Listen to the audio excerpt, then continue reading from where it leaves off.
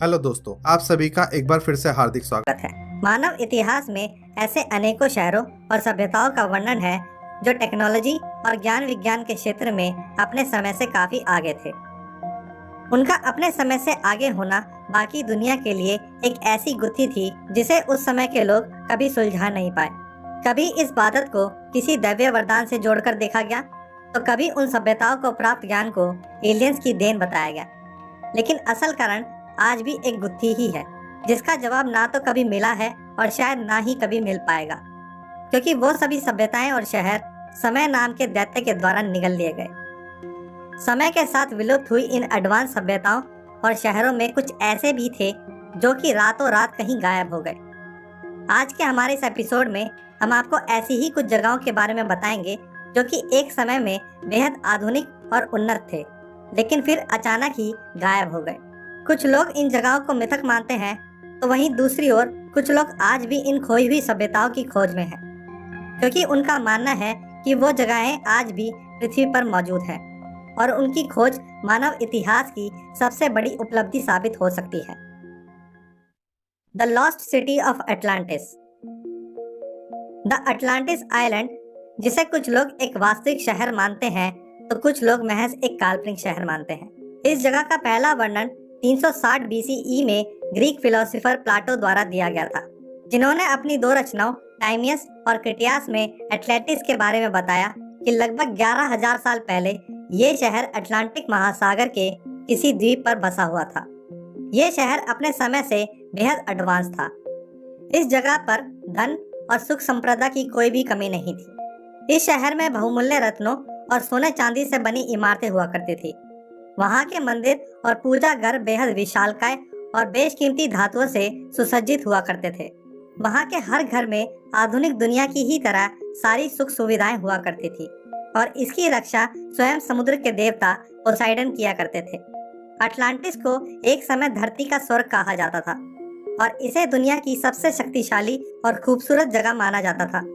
लेकिन जैसे जैसे अटलांटिस की उन्नति हुई, वैसे वैसे वहां रहने वाले लोगों की लालच और महत्वाकांक्षाएं बढ़ने लगी, जिसके परिणाम स्वरूप अटलांटिस अपने आदर्शों को खो बैठा, जिससे रुष्ट होकर समुद्र के देवता पोसाइडन ने एक ही रात में इस जगह को समुद्र से विलीन कर दिया।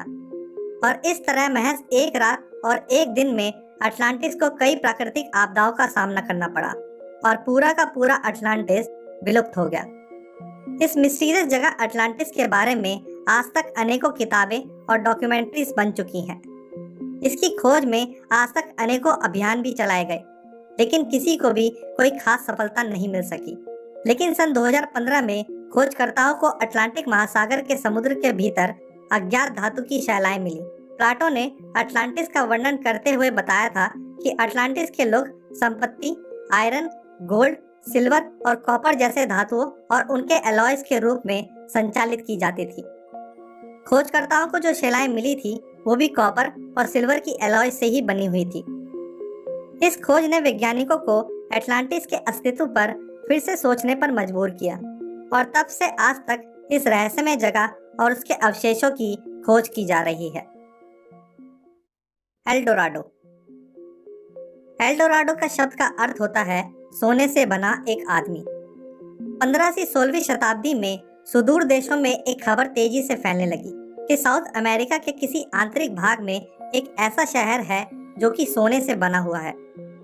वहाँ की इमारतें, मंदिर, महल सब सोने के हैं और वहाँ के लोगों के पास प्रचुर मात्रा में सोना मौजूद है और इस शहर का नाम है एल्डोराडो। उन दिनों कई खोजी जत्थे खजानों की खोज में दुनिया के अलग अलग भागों में रेकी किया करते थे।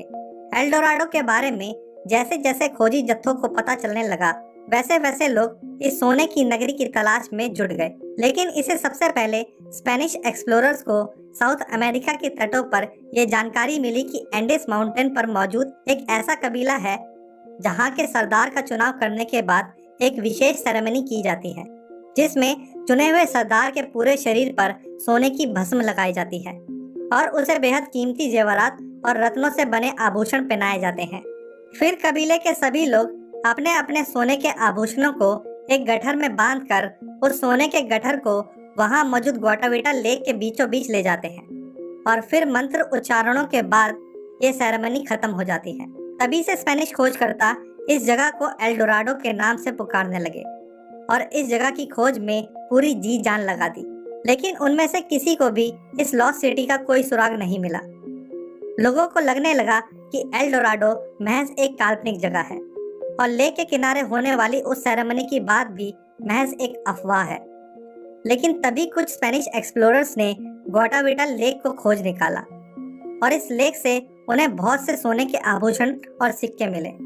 उन्होंने इस लेक की तह तक जाने की पुरजोर कोशिश की, लेकिन टेक्नोलॉजी की कमी के चलते उस समय लेक की तह तक जाना संभव नहीं था।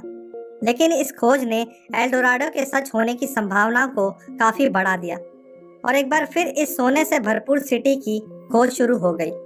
लेकिन एल डोराडो की खोज में आज तक किसी को भी कोई सफलता नहीं मिल पाई है। लेकिन समय समय पर ऐसे लोग सामने आते रहे हैं जिन्होंने एल डोराडो से जुड़ी चीजों की खोज करने का दावा भी किया है। बहुत से लोगों का मानना है कि एल डोराडो आज भी नॉर्दर्न साउथ अमेरिका के सीक्रेट लोकेशन पर मौजूद है। आज के एपिसोड में बस इतना ही। अगर आपको हमारा आज का ये एपिसोड पसंद आया हो तो इस वीडियो को लाइक और शेयर जरूर करें। यदि आपके पास हमारे लिए कोई सुझाव हो तो आप उन्हें कमेंट बॉक्स में और इंस्टाग्राम पर हमारे साथ साझा कर सकते हैं। बहुत जल्द मिलेंगे एक नई मिस्ट्री, एक नए रहस्य के साथ। तब तक के लिए अलविदा।